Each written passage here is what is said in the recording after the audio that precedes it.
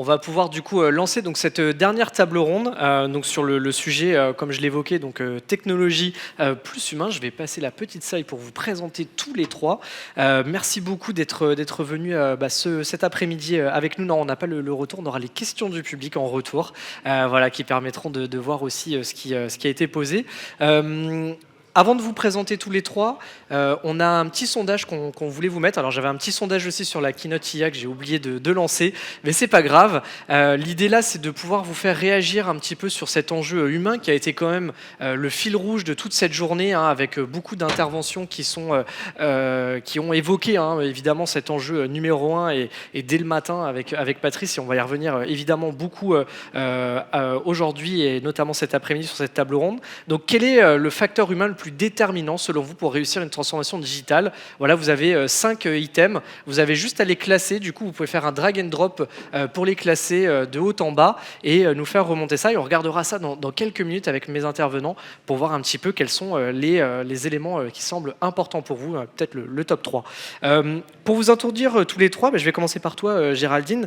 Tu es juste à côté de moi, co-dirigeante donc de Forme Utile, ancienne DSI CDO. Tu as une expérience assez forte du coup sur les projets de transformation digitale d'envergure dans différentes entreprises, et aujourd'hui donc tu es au service de cette conduite du changement, notamment auprès des dirigeants, avec une posture vraiment sur l'alignement stratégique entre les équipes IT et métiers, et donc tu interviens aujourd'hui pour partager notamment toute cette expertise au service de la conduite du changement. Bienvenue et merci beaucoup de ta présence avec nous.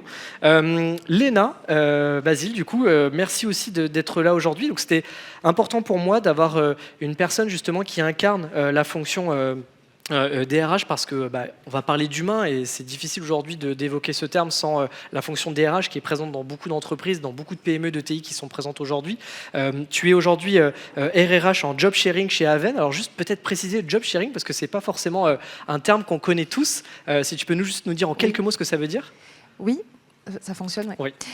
Bonjour à tous et tous. Oui, le job sharing, c'est un mode de travail en fait, qui permet à deux collaborateurs de partager une même zone de responsabilité. Donc souvent, ce sont deux personnes qui sont à temps partiel et qui partagent le même poste.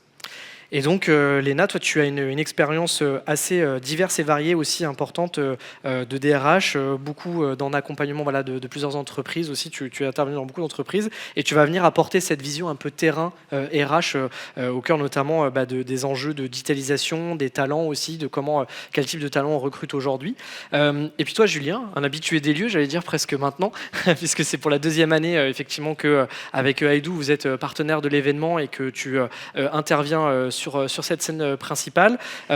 Aujourd'hui, donc, tu es cofondateur d'Aidoo, qui est un des partenaires officiels d'Asana en France. Tu as animé tout à l'heure une conférence avec l'un de tes clients pour évoquer tous les enjeux autour notamment de l'expérience collaborateur. Et j'ai vu aussi dans toute la refonte que vous avez fait autour de votre identité, de ce qu'on appelle le work management. Donc ça aussi, c'est quelque chose que tu vas venir apporter auprès de notre audience aujourd'hui. Tu accompagnes depuis plusieurs années maintenant beaucoup d'entreprises sur tout ce qui est optimisation des méthodes de collaboration et mise en place de l'outil notamment Asana au cœur de ces organisations. Donc un regard assez intéressant du coup sur ces enjeux humains aussi au sein des entreprises. Regardons alors un petit peu qu'est-ce que nous ont fait remonter notre audience dans les facteurs humains. On a en premier l'implication des collaborateurs dès la conception. Ça, c'est quelque chose qu'on a aussi beaucoup évoqué aujourd'hui et même sur les REX clients. Le leadership et l'exemplarité de la direction, ça aussi quelque chose qu'on a souvent évoqué. Et puis le troisième, la culture d'entreprise favorable à l'innovation. Donc beaucoup de choses qui sont ressorties aujourd'hui. On voit que c'est très en lien effectivement avec les attentes de nos décideurs aujourd'hui. Donc très intéressant de voir ça. Et puis en 4, formation, développement des compétences et communication transparente et continue. Ça vous fait résonner quoi peut-être Géraldine, c'est ce top 3 là, c'est conforme un petit peu tu penses aux attentes qu'on retrouve dans toutes les entreprises?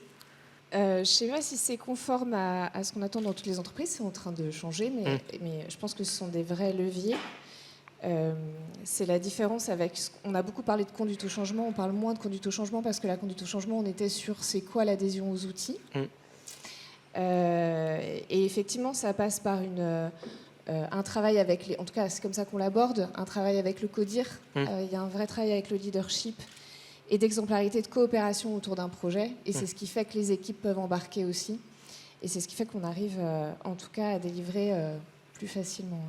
Bon, très intéressant. Merci. On va juste couper le sondage du coup et ça vous permettra de poser les différentes questions. Julien, je voulais commencer du coup par toi. Comme je le disais, tu es au contact de beaucoup d'entreprises, différentes tailles aussi, du très très grand groupe jusqu'à des PME plus petites. Tu observes du coup un peu un changement de tous ces modes de travail. Il y a eu énormément de choses autour du télétravail, autour des enjeux de collaboration entre équipes. On essaie de casser les silos, etc. C'est quoi les transformations les plus significatives que tu as constatées, et comment ça impacte aujourd'hui les entreprises sur leur manière de penser la transformation digitale? Alors, excellente question. Effectivement, ces dernières années, alors beaucoup avec le Covid, effectivement, ça a eu un impact fort sur nos modes de travail. Mais on a constaté, donc le télétravail, tu l'as cité, qu'il est devenu finalement normal maintenant. C'est plus juste une exception. Et l'air de rien, ça bouleverse énormément le quotidien des entreprises parce que maintenant, on peut par exemple plus s'attendre à ce que tout le monde soit au même endroit, au même moment. Et donc, ça nécessite du coup se structurer différemment pour apporter de la clarté aux équipes.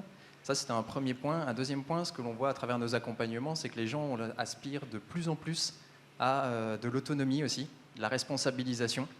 En fait, ils ont envie de comprendre pourquoi ils font les choses, de comprendre pourquoi leurs objectifs répondent plus ou moins aux objectifs de la société. Ils ont vraiment une quête de sens. Et ça, on le voit vraiment de plus en plus. Et ils ont aussi une quête de flexibilité. Donc ça, c'est aussi grâce au télétravail, mais on a un équilibre pro-perso qui est beaucoup plus recherché et important qu'avant.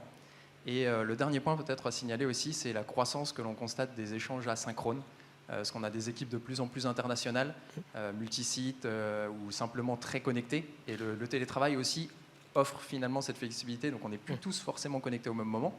Donc ça veut dire que des réunions ou des échanges à l'oral, ce n'est pas toujours possible, parce qu'avec des équipes qui ne sont pas là au même moment, forcément ça ne marche pas. Et pourtant, les équipes, elles ont toujours besoin de décider, elles ont toujours besoin de se coordonner, elles ont toujours besoin de documenter des choses. Et donc là aussi, ça nécessite de se réinventer. Donc voilà, pour moi, là, c'est vraiment une question finalement d'outils. Une transformation digitale, c'est évident, mais c'est aussi énormément une question d'humain. Et justement, Géraldine, avec ton expérience du coup à la fois en tant qu'ancienne DSI, CDO, tu as vu aussi une relation évoluer entre les équipes techniques et métiers. On a beaucoup parlé de ça aujourd'hui. On a eu des réex aussi de DSI sur ces enjeux-là. Comment tu perçois les choses par rapport à ça et tous les enjeux que ça suscite autour de la transformation digitale dans les entreprises? Ce que j'ai vu évoluer, alors moi à l'époque, quand je présentais en tant que DSI ou CDO la partie dynamique humaine, c'était souvent la ligne qu'on me faisait barrer pour des raisons budgétaires, en nous disant qu'on arriverait bien à le faire, ou que les consultants pourraient le faire. Je rebondis sur ce que tu disais, c'est un outil. Je pense que c'est important aussi de se dire que pendant longtemps, en fait, on a fait des projets digitaux. Un projet digital, ça a un début, une fin. J'implémente un CRM. Là, on est en train de parler de digitalisation. On transforme la prise de décision, les moyens de coopérer, de collaborer. Et ça vient soulever des enjeux politiques qui sont très forts au sein des CODIR. Donc on se retrouve avec qui porte cette transformation. Et nous, on travaille beaucoup sur comment est-ce qu'on fait en sorte que tout le monde le porte. Et ça passe par la culture, ça passe par la posture managériale, ça passe par comment circule l'information, au travers des outils, mais pas que, et d'arriver à mettre en place ce mode hybride, parce que pendant très longtemps, on était d'un côté ou de l'autre. Et ce qui change, c'est ça, c'est d'arriver à mettre en place une modération un peu différente. Et du coup, par rapport à ton métier d'aujourd'hui, cette expérience-là, elle t'a fait évoluer aussi ta manière d'évoluer en tout cas d'exprimer la conduite du changement auprès des entreprises que tu accompagnes, les dirigeants que tu accompagnes. Ça a beaucoup imprégné ce que tu as fait, ce que tu as vécu avant dans la manière dont tu abordes aujourd'hui ce sujet en 2025 ? Oui, parce que moi, j'ai été aussi aux prises avec des enjeux politiques forts en étant autour de la table d'un COMEX ou d'un CODIR. Ça change aussi parce que je suis à l'écoute des dirigeants, et on en parlait un petit peu tout à l'heure. Moi, j'entends beaucoup les IT, on ne peut pas leur parler, ils ne comprennent rien. Les IT dire, de toute façon, le business, ils posent 3 lignes sur une page et ils ne comprennent rien. Et donc, ça me permet aussi de traduire et de mettre en mouvement ces équipes-là, ces dirigeants-là, pour qu'ils puissent embarquer leurs équipes. Léna, d'un point de vue cette fois RH, un peu sur ces nouveaux paradigmes du travail, évidemment les attentes des collaborateurs, on en a parlé aussi énormément aujourd'hui, c'était un sujet qui est régulièrement revenu sur l'accompagnement, la formation, les nouvelles compétences métiers. Aujourd'hui l'IA fait partie, on l'a évoqué dans la keynote IA, évidemment former tous ces collaborateurs à tous ces enjeux-là. Comment aujourd'hui les entreprises doivent redéfinir leur stratégie d'attraction et de rétention de ces talents dans un monde qui est en évolution, en digitalisation très rapide, avec parfois des profils un peu plus âgés qui sont peut-être un peu plus résistants au changement, des profils très jeunes qui ont des attentes très différentes. C'est un peu compliqué, j'ai l'impression aujourd'hui, de mener une politique RH dans une entreprise. Est-ce que tu me confirmes? Oui, c'est compliqué, mais c'est faisable. C'est faisable. Heureusement. Non, mais c'est sûr, je rebondis sur ce que Julien disait. Effectivement, les attentes ont changé, alors, notamment par rapport suite à la crise Covid, mais pas que, sur toutes les évolutions aussi technologiques, etc. On a des collaborateurs qui ont besoin de flexibilité, qui ont besoin effectivement d'être plus dans le collectif aussi. On revient en fait à se recentrer sur l'humain aussi. Donc ça, c'est intéressant aussi de pouvoir se dire que nos organisations, peut-être, elles sont à faire évoluer et notre rapport au travail a changé. On a aussi le télétravail, les semaines de 4 jours, enfin, tous ces sujets qui bougent font qu'effectivement, on doit réadapter notre organisation et donc nos modes de management aussi. Et nos politiques RH, mais plus globalement, finalement, nos politiques business-entreprise. Donc ça, c'est important, effectivement. Et finalement, tu parlais de génération intergénérationnelle, etc. On se rend compte que c'est pas vraiment une histoire d'âge, en fait. D'accord. Les besoins fondamentaux sont à peu près les mêmes pour tous les âges. Par contre, la verbalisation de ces besoins est peut-être différente. Effectivement, les plus jeunes générations, on se rend compte, verbalisent plus facilement, osent plus dire les choses peut-être, sont plus authentiques peut-être dans certains cas, ou en tout cas moins le poids de la hiérarchie, et donc nous permettent d'avancer aussi dans nos organisations. Et donc ça, c'est intéressant de pouvoir repenser. Donc, on a des modes, par exemple le mode agile, qui se développe aussi pas mal. Moi, j'incarne le job sharing, donc c'est voilà, des modes collaboratifs et des façons de travailler différentes.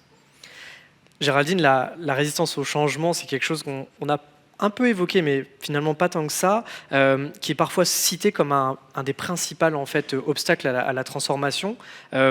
C'est quoi aujourd'hui les bonnes approches justement pour réussir à faire évoluer tout le monde dans le même sens? On a eu quelques indices qui ont été donnés à droite à gauche aujourd'hui, mais si on devait synthétiser un petit peu ça, qu'est-ce que tu partagerais toi de ton côté pour casser un petit peu cette résistance au changement? Moi, il me semble que, alors ça va faire une phrase toute faite, mais je pense que la résistance, elle s'écoute. Et nous, souvent, on intervient quand on est déjà dans des points de blocage. Et quand on se pose avec les équipes pour dire comment vous avez fait, qu'est-ce que vous avez fait, on nous dit, mais si, il y a eu des informations, il y a eu des ateliers au début, on a écouté, on a accueilli tout le monde et puis on a expliqué à tout le monde. Et on se rend compte qu'en fait, c'est quand même très descendant. Et que la coopération dans les entreprises et dans les organisations, c'est une compétence qui se développe. Donc on intervient au tout début, ça rejoint le point du départ, sauf qu'on inclut vraiment toutes les strates de l'organisation. Et on vient définir ensemble le cadre de travail et c'est quoi les bonnes pratiques, c'est quoi les bons comportements qui vont permettre de porter ce projet, avant de commencer à diffuser à quoi va ressembler l'outil, par exemple. Et Léna, tout à l'heure, j'ai posé la question sur la keynote IA, est-ce que l'IA va nous remplacer? Évidemment, les réponses, elles sont encore un peu floues, on ne sait pas, mais en tout cas, il y a une transformation qui est très forte, très profonde, et on va y revenir derrière sur la conclusion. On a aussi des collaborateurs qui peuvent craindre pour leur emploi, qui peuvent aussi craindre sur les compétences face à cette accélération très forte. Comment on accompagne justement ces collaborateurs dans cette transformation digitale? Évidemment, toutes les équipes sont mobilisées, on parle beaucoup d'outils, de plateformes, de données, etc. Mais concrètement, d'un point de vue RH, qu'est-ce qui est fait, qu'est-ce qui peut être mis en place pour les accompagner? Alors, effectivement, la peur, elle n'est pas souvent rationnelle, mais par contre, elle se base sur des éléments factuels quand même, c'est-à-dire que souvent, l'être humain, quand il a peur, c'est qu'il y a une méconnaissance ou quelque chose, voilà, il ne trouve pas le sens, ou en tout cas, il n'a pas compris. Donc, c'est qu'il manque d'informations, il manque de visibilité, il manque de contextualisation, peut-être, et de concret. Donc, c'est à nous aussi de pouvoir donner, finalement, cette vision, de pouvoir proposer, justement, une stratégie partagée. On parlait de co-construction aussi, de les les engager, ça ressort dans les éléments, mais c'est fondamental. Et du coup, tous ces éléments-là sont nécessaires pour que justement on lève les peurs et les freins. Parce que si le collaborateur ne sait pas où il va ou comment il y va, on ne créera pas l'adhésion en fait. Donc il y aura toujours ces craintes et ce flou. Et Julien, aujourd'hui, un des éléments aussi importants, et c'est quelque chose que toi tu fais au quotidien, c'est la mise en place notamment d'outils collaboratifs. Comment on peut aujourd'hui introduire ces outils-là pour renforcer en fait un peu les dynamiques d'équipe? Comment on peut permettre justement de fluidifier tous ces changements dans l'entreprise grâce aux outils collaboratifs? Ouais, alors les outils collaboratifs aujourd'hui, un des pièges quand on veut les introduire, c'est de rajouter l'outil sans rien expliquer, sans adresser des problèmes de fond qu'il y a peut-être déjà. Et là, à ce moment-là, le résultat inévitable au bout de quelques semaines, c'est que c'est un outil de plus qu'on a ajouté à la bibliothèque des outils de la société. Et en fait, aujourd'hui, ce qu'il faut bien comprendre, et je pense qu'on le vit tous, c'est que la formation, elle est éparpillée dans l'entreprise. On en a un bout dans les emails, on en a dans des tableurs, dans des slides, on en parle en réunion, on a des Slack, des Teams, un peu dans tous les sens. Et en fait, ça conduit quand même à énormément de temps perdu, alors que ce qui finalement faudrait avoir, c'est de la clarté. La clarté sur quels outils on utilise, pourquoi on les utilise, qui les utilise et quelles sont les conventions, je reprends ce qui a été dit, d'usage de l'outil. Parce qu'aujourd'hui, on utilise trop d'outils, on fait énormément de copier-coller. Je dis souvent que c'est une compétence en 2025 qui est presque sous-estimée. La capacité d'un collaborateur à faire du copier-coller et à chercher des informations au bon endroit, c'est quand même énorme. On y passe des heures par semaine à faire ça. Et si on se pose les bonnes questions et qu'on pose les bonnes conventions, à ce moment-là, déjà, on se donne des chances que le déploiement, ça soit un succès. Donc si des conventions, tu me demandes ce que c'est, je te donne un exemple que nous, on dit souvent. C'est qu'avec un outil collaboratif, ça veut dire qu'on a plusieurs axes de communication possibles. On a les emails, et ça devrait être réservé à l'externe, 100% externe, pas d'interne. Teams et Slack, c'est parfait pour de l'informel, pardon. Et tout le reste, tout ce qui est tâches, ce qui est projet, workflow, objectif, tout ça devrait être dans un outil collaboratif avec la communication associée dans l'outil. Et donc une fois qu'on applique ces règles-là, ça paraît peut-être un peu basique, mais nous, parmi nos clients, ceux qui ont vraiment réussi à appliquer ça, aujourd'hui, ils ont une efficacité, mais qui a vraiment explosé comparé à avant. Ils ont retrouvé de la clarté et ils s'en sortent beaucoup mieux. Et c'est parce que on a reposé les bases, des conventions communes, et qu'on a essayé de comprendre quels étaient les besoins réels de l'équipe et comment tel ou tel outil allait y contribuer, quitte à en supprimer certains. Je peux compléter ? Bien sûr, avec plaisir. Parce que j'accompagne un grand groupe en ce moment sur cette problématique de comment on travaille autrement tous ensemble. Et ce qu'on sous-estime souvent, c'est la transition. C'est-à-dire qu'à partir du moment où on a défini les règles, pour compléter ce que tu dis, c'est comment est-ce qu'on considère qu'il ne suffit pas de l'avoir posé, d'avoir diffusé une note et d'en avoir parlé tous ensemble en formation, et comment on tolère et on accompagne cette période de transition, parce que c'est vraiment le rapport au travail qui change pour certains quand on commence à l'aborder comme ça. Léna, Julien parlait d'une compétence copier-coller. J'imagine qu'il y a quand même d'autres compétences qui sont attendues au sein des entreprises aujourd'hui. Qu'est-ce qui doit être mis en place par les directions aujourd'hui, notamment RH et direction générale, pour développer les compétences digitales de leurs collaborateurs? On a parlé ce matin en introduction avec Patrice Cochin du coup d'entreprises apprenantes. C'est des nouvelles logiques aujourd'hui qui sont beaucoup mises en place et qui sont inspirées de pas mal de cas intéressants. Toi, de ton point de vue aujourd'hui, sur tous ces enjeux-là, qu'est-ce qui est mis en place? Qu'est-ce qui doit être mis en place? Alors, il y a plein de choses à mettre en place. Si je donne des exemples concrets, chez Avem, par exemple, on est passé en mode agile. Donc, on a cette structuration en mode projet qui permet de responsabiliser, de créer plus de créativité et puis d'avancer tous ensemble. On a également mis en place des groupes de co-développement, par exemple. Donc justement pour pouvoir faire des échanges de bonnes pratiques et pouvoir faire émerger des solutions, ça va tout à fait dans le sens de l'organisation apprenante. On a également défini dans notre axe stratégique les métiers en essor et les métiers en déclin, pour justement pouvoir anticiper en fonction des évolutions des nouvelles technologies notamment, quels sont demain les métiers qui vont devoir se développer et sur lesquels on va devoir engager de l'investissement en temps, en humain et financièrement, et également en déclin, comment est-ce qu'on les transpose et comment est-ce qu'on les transforme. Et donc on a identifié 8 compétences je vous les partage, c'est intéressant. On a effectivement s'adapter aux évolutions technologiques qui fait partie des évolutions clés. Développement de l'activité, de l'efficacité professionnelle. Apprendre et transmettre, justement, c'est un élément clé pour, dans un monde où l'évolution et les changements vont très vite. Le leadership, on en a parlé, ça revient également au sondage. Le pilotage de projet. Alors nous, on est spécifique, hein, on est dans le bancaire, donc on a le côté conformité qui est assez fort, donc cette compétence également qui est mise en avant. La satisfaction client et nos engagements RSE.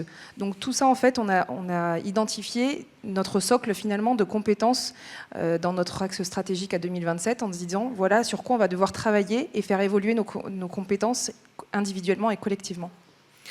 Julien, tu évoquais tout à l'heure dans les grands changements, notamment le télétravail, c'est quelque chose qui a pour beaucoup d'entreprises, alors moi personnellement je ne l'ai pas vécu comme ça, c'était une espèce de continuité au moment du Covid, mais j'imagine que pour beaucoup d'entreprises, on a dû réapprendre à travailler, des nouvelles compétences. Aujourd'hui le télétravail il est implémenté dans beaucoup d'entreprises, on parle même maintenant de 4 jours, etc.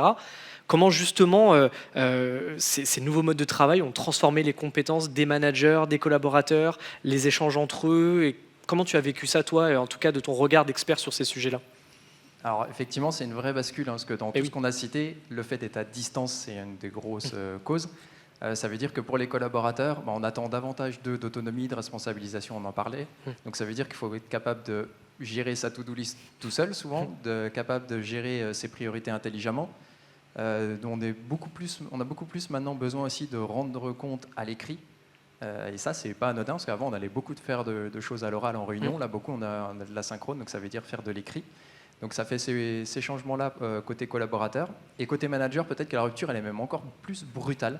On le voit dans nos accompagnements quand on discute avec les managers. Souvent, avant, ils étaient en open space, donc finalement, ils avaient l'impression d'avoir le contrôle sur leur équipe, ou en tout cas la visibilité de ce que les équipes faisaient. Aujourd'hui, on a perdu ce contrôle, on a perdu cette visibilité avec le télétravail. Donc c'est peut-être encore plus brutal pour eux, parce qu'on leur demande d'orchestrer le travail, de clarifier qui fait quoi pour quand. Mais sans voir les gens, c'est pas toujours évident. Et à mon avis, c'est pas du contrôle qui leur manque, c'est peut-être de poser des repères, de retrouver des repères et de les recréer malgré la distance. Et ce que j'appelle les repères, c'est un cadre clair. Donc c'est par exemple des rôles clairs, avoir bien clarifié dans l'équipe et dans l'entreprise qui fait quoi, quelles sont les responsabilités de chacun, avoir des priorités claires, avoir un éventail d'outils clairs, on en a parlé tout à l'heure, avec des conventions d'usage. C'est aussi se donner les moyens aux collaborateurs de créer cette autonomie, parce qu'on attend d'eux qu'ils soient autonomes, mais si on les micromanage et qu'on les appelle tous les 5 minutes, en fait, on ne va jamais leur permettre de progresser là-dessus, quoi. Donc ça, c'est vraiment un bouleversement assez important pour le manager, quoi. Et donc là, à mon avis, ça, c'est la compétence clé que tout le monde doit avoir, du coup, c'est cette capacité à créer du lien, donner du sens, à donner des repères aux équipes, alors que l'environnement, il est très mouvement, encore plus à notre époque. Et du coup, la technologie va aider, mais cette capacité-là de donner du lien, elle est très humaine, quoi. Je rebondis encore, je te laisserai juste intervenir, mais je rebondis juste sur ce que tu dis. Ça fait énormément écho, encore une fois, je fais beaucoup écho à l'introduction de ce matin, mais on parlait de conversation. Patrice évoquait cet enjeu de créer des conversations à la fois avec ses collaborateurs, avec ses partenaires, avec ses clients. Ça rejoint totalement ce que tu dis, en fait, c'est vraiment ça. Léna, du coup, tu voulais peut-être rebondir sur ce que disait Julien ? Oui, je voulais rebondir sur, effectivement, en synthèse, c'est vrai que moi, ce que je vois aussi quand j'accompagne en dehors d'AVEM, on a de plus en plus ce développement de l'intelligence émotionnelle, de l'intelligence collective et cette notion de capacité d'apprentissage. Je trouve que on axe beaucoup plus déjà sur les soft skills aujourd'hui, enfin, les compétences transverses, le savoir-être, plutôt que les hard skills et le savoir-faire. Et c'est vrai qu'on a aussi, du coup, un rôle à jouer pour accompagner justement ces compétences-là et pour se dire que demain, on est dans une évolution perpétuelle en fait, de l'organisation. Géraldine, peut-être sur les notions de contenu changement dans les grands projets de transformation, on en a évoqué beaucoup aujourd'hui. Comment on aborde ça de ton point de vue aujourd'hui et quelles leçons on peut en tirer un petit peu de tes expériences pour justement permettre à toutes ces équipes de progresser ensemble, d'évoluer ensemble? Est-ce qu'il y a des recettes magiques? J'imagine que non, mais est-ce qu'il y a des choses peut-être à mettre en place? Je dirais que le premier truc, c'est d'envisager qu'il n'y en a pas de recettes magiques. Très bien. Et de faire avec ce que sont les équipes. Et souvent, on arrive, alors ça dépend, c'est très vrai dans les grands groupes, mais on retrouve ce mécanisme dans les PME parce qu'on est dans un contexte et dans une conjoncture économique qui fait que d'un seul coup, on a découvert l'IA et on se rend compte qu'on est très très loin, donc on va aller hyper vite. En tant qu'externe, nous sommes que des externes. Et je pense que c'est important d'arriver à travailler, à prendre le temps de travailler sur la culture d'entreprise et ce dont ont vraiment besoin les collaborateurs. C'est vrai de n'importe quelle taille de groupe. On parle de compétences, moi je crois vraiment à la compétence de coopération qui embarque tout ce dont on a parlé parce que la conversation, elle est importante, qu'à distance, on ne fait pas des réunions pareilles, que quand on est 10 autour d'une table, on ne prend pas de décision. Et donc ça permet de venir travailler au départ sur ces éléments clés de la gouvernance partagée pour pouvoir mener ensemble la transformation. N'hésitez pas à poser vos questions. On va bientôt arriver sur la fin de cette table ronde, donc n'hésitez pas à le faire en flashant le QR code. Dernière partie de cette table ronde, il y a quelque chose moi qui m'a profondément aussi marqué dans les échanges qu'on a eus aujourd'hui. C'est qu'on parle beaucoup de succès, de business, de choses comme ça, mais à quel moment et comment on peut mesurer un peu la réussite humaine dans un projet de transformation? Est-ce que ça peut se mesurer? Est-ce qu'il y a des choses qu'on peut mettre en place pour mesurer cette réussite-là? Comment on arrive à sentir qu'un projet est en train de prendre, est en train de réussir? On peut se dire, bah tiens, voilà, là, on a fait quelque chose qui fonctionne, qui est embarqué par tous les collaborateurs. Est-ce qu'il y a des moyens de le faire? Je ne sais pas qui... Les trois en même temps. Vas-y, Julien. Alors, dans les moyens de mesurer, alors, il y a des KPIs liés à l'outil, ça c'est sûr, on va avoir des KPIs sur le nombre de projets lancés, clôturés, les tâches, etc. Mais je pense que si on s'adresse qu'à ça, à ce moment-là, on manque l'essentiel. Pour moi, l'essentiel, comme tu le dis, là, c'est lié à l'humain. Ça, c'est moins facile à mesurer.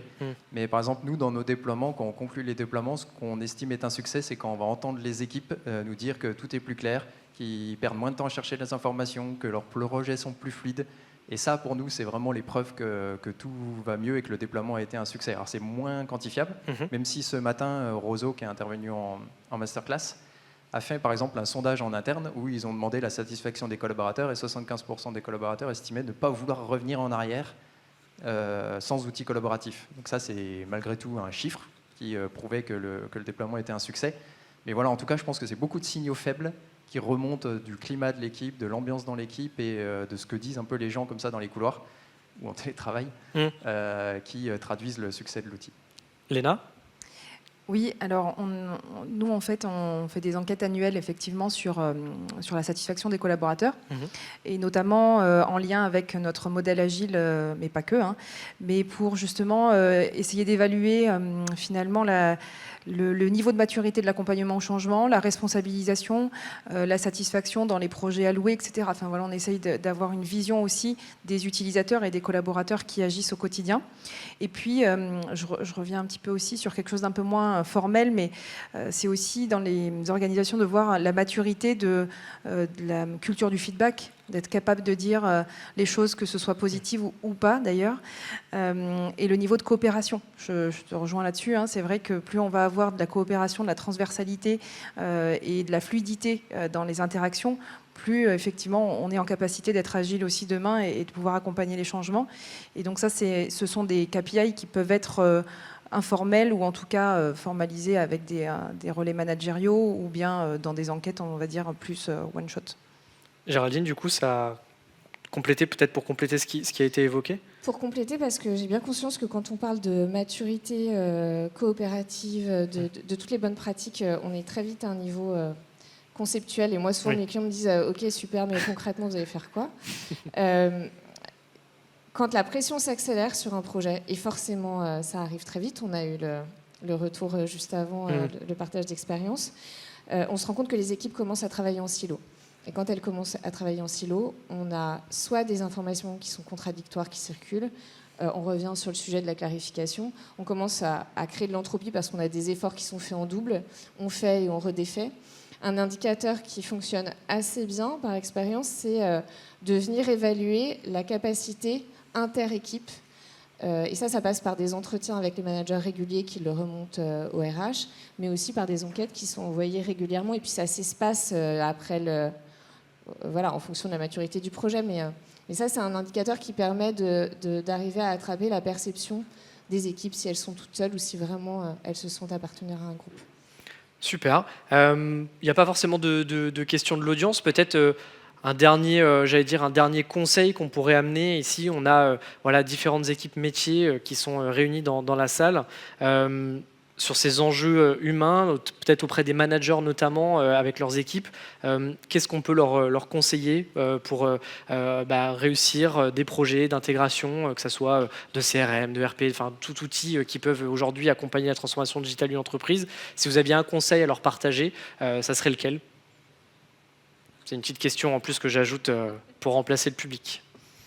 Moi, ce serait de ne pas donner les clés du camion aux externes et de vraiment être partie prenante dans l'accompagnement des équipes. Ça prend du temps. C'est pas toujours ce que préfèrent les managers, mais je pense que c'est vraiment important. Très bien. Léna, peut-être un petit conseil? Je vais, par effet rebond, vraiment intégrer, faire embarquer en fait, toutes les strates de l'entreprise et différents métiers. Parce qu'effectivement, souvent, on fait des raccourcis en se disant bon, c'est du digital, donc c'est la DSI qui va porter. Et finalement, en fait, on se rend compte que non, les impacts sont humains, c'est ce qu'on dit. Donc, de pouvoir avoir des groupes de travail, des projets transverses et d'embarquer en fait le collectif et les opérationnels. Et pour Julien, pour toi, pour conclure? Eh ben, je rebondirais peut-être sur le deuxième point, il me semble, qui était la réponse, c'est l'exemplarité du management, parce qu'on ne l'a pas trop évoqué. Et aujourd'hui, ça, on voit que c'est un point fondamental aussi quand on déploie un outil collaboratif, par exemple, comme Asana. Alors, tout ce qui est convention et tout, j'en ai déjà parlé, mais un des points qui est vraiment majeur, si vous réfléchissez, s'il y a des managers dans la salle, à déployer un tel outil, c'est absolument d'être exemplaire. Aujourd'hui, vous ne pouvez pas attendre que vos équipes utilisent Asana, fassent tout dans Asana, si à la fin de la semaine, vous leur demandez de faire un reporting dans un PowerPoint. Asana, aujourd'hui, c'est un outil qui permet de faire le reporting quasi automatiquement dedans, à partir des données qui sont dans l'outil. Donc si on impose de finalement continuer de copier-coller des infos dans des PowerPoint ou des slides à l'extérieur de l'outil, forcément on va épuiser les équipes parce que là c'est vécu comme l'outil de plus qui finalement est juste une passerelle d'infos entre un Excel, entre autre chose parce que je vais devoir continuer à faire des copier-coller. Donc pour moi c'est vraiment majeur. Ce deuxième point aussi, c'est pas étonnant peut-être qu'il soit remonté en deuxième et c'est une des clés en plus d'établir des conventions communes sur les outils et de prendre le temps de se poser des questions sur de quels outils l'équipe a besoin pour répondre vraiment à la réalité du moment. Quoi. Et pas que dans les sujets de transformation, d'ailleurs. Eh ben, merci beaucoup à tous les trois pour votre intervention. Vraiment super intéressant d'avoir eu cet angle-là aussi, beaucoup plus entré sur l'humain. Donc vraiment un grand merci à vous. On peut les applaudir du coup pour cette dernière table ronde. Merci beaucoup.